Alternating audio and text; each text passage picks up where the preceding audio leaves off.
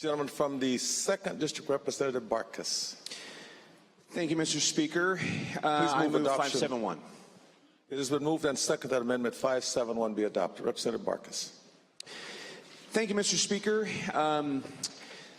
So this bill has been worked on for a long time, Mr. Speaker, and it's no secret to many of us in this chamber today that there has been a lot of various elements that have been discussed and hundreds of hours put into trying to find a product that would work for both landlords and tenants as we're dealing with the landlord-tenant law.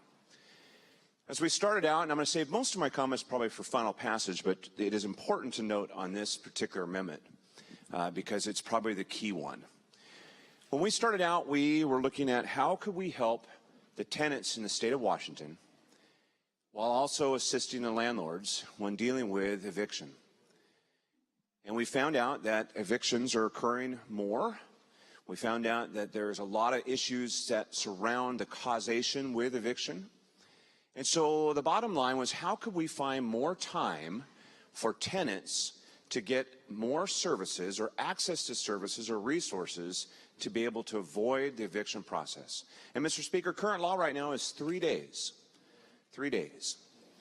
And so we talked about many different numbers. We looked at statistics from all over the country, and we found that in 41 states, between 0 and 7 days was kind of the magic number. And so other numbers were proposed and not adopted. And the current bill, as it's being proposed, has 14 days. So what this amendment does is it puts it at 7 days.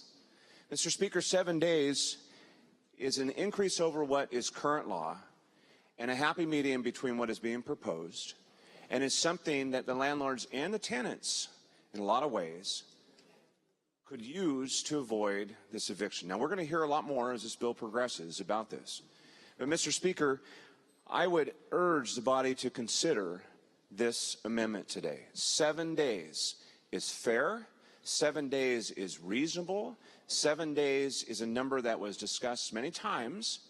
And 7 days gives additional time. With everything else, there is some great stuff that has been negotiated and put into this particular striker.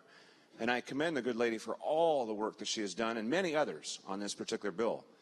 But this particular amendment, Mr. Speaker, I highly recommend that we give it strong consideration today, as it does improve the great work that has already been done, and it gets it to a fair place for both tenants and landlords. Mr. Speaker, I ask for the adoption of this amendment.